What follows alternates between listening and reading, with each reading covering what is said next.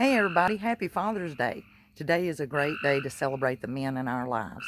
And, of course, most everybody was outside like we are, and like you hear this frog behind me. Now, I have you something real clever. This is a useful DIY, and I have you 2 ways to make your very own fly swatter using common things right in the house.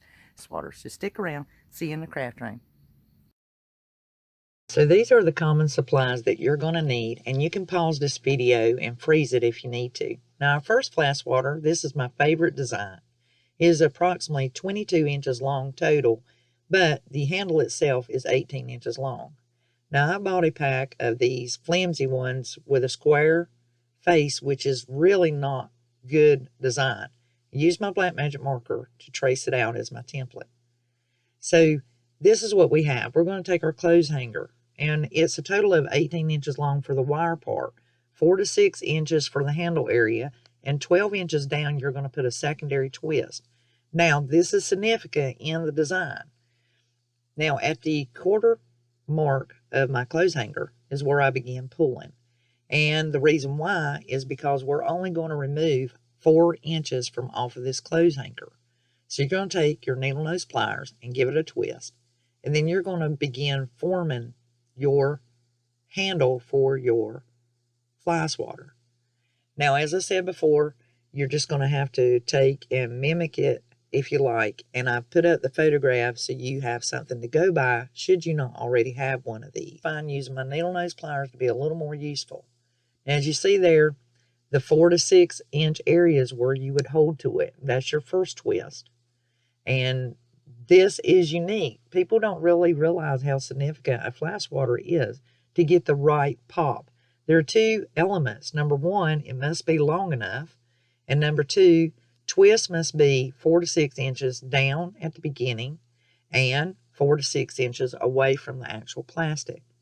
So trace out your fly swatter onto your plastic and cut off the handle and cut this right here as close as you can to one of the columns in this plastic. Save the plastic that you're cutting off. We're going to be using it.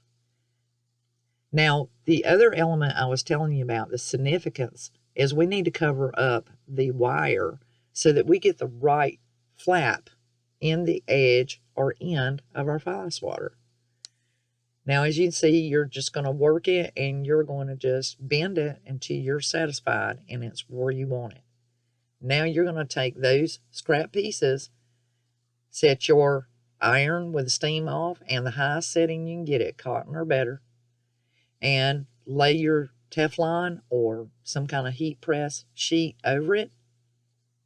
You can also, use wax paper. It's basically to protect your iron and surface area. And start heating it. Now, once it gets good and hot, and make sure that you're really leaving that iron on there. And here's a sneak peek of fly swatter number 2. Yes, you can use your stain remover bottle. It's the perfect shape, and shout it out to be specific. So back to this. Don't touch it. Let it cool off completely before you pull back your Teflon sheet. So let's give it a look. Now, at this point, I can see that my little sides right there are not completely melted and adhered to the other base. So we need to make sure those are good and closed. So let's go another round. And it does have the right flap, and it's holding on pretty good. There we go. We got it good and sealed up. It's got that right bend, right torque. And now I've taken my iron and just smoothed off those edges. And voila, there she is. Fly swatter number 1. And boy, she's a good one too. Now on to fly swatter number 2. I took my shouted out bottle to the sink, made sure I rinsed it real good, and I just cut out the very top. Now you're going to need this side piece, so cut it off of the spine. And you've got enough left over there to make a secondary fly swatter. So we're going to take these into the craft room. Now my husband had some wire, and it is a heavier gauge than the clothes hanger, and he twisted it perfectly. He used a 2x4, which made the handle 4 inches perfect, and take the leftover and lay it over that wire.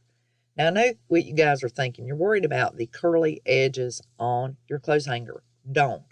If you do this correctly and you leave that heat on there, it will mold over that wire and you will not damage any furniture or any surfaces. As you see here, I'm just investigating it, checking it, roll it over, and now I'll lay the sheet back on there and add more heat. And basically what I ended up doing on this particular one, this is a thicker plastic, but it will work. I ended up taking my hot iron guys directly to those areas. And as you can see, you don't want any openings because that will compromise your handle staying on attached and the plastic. So we need to test it here. Yes, it's bendy, floppy. That's what we want. Very stiff. This one would really be good to beat the dust out of your rugs, guys. Just a FYI, if you need a rug beater, there you go. And I heated it again to cover up and seal it closer. And once again, I'm testing it, bending it, and making sure that those openings are melted and closed and my handle is not being compromised. Now I took my crocodile punch holes. They go through cardboard, leather, plastic, and many other materials, even metal. And I punched me some holes into my fly swatter pad. And of course, you know, I did mine as deep as I could, which on this one is about an inch or so. And just popped them in there real quick. That gives it aeration. That is the second element of an effective fly swatter, is it must have an area for the air to escape so that you actually are successful in having killed the prey that you're after, you know, the fly, the spider, mosquito, whatever you're after. And it must have air to escape or you will not get consistent contact and it'll be awkward and it won't flop and bend properly. And this one is really heavy duty because his gauge of wire is much thicker than mine. Voila, here they are. Here is the one we made with clothes hanger, and here's the secondary one we made with the stain remover spray bottle, and very heavy duty. Now the rug you see here in the background, that's the boho rug we made a couple of videos ago.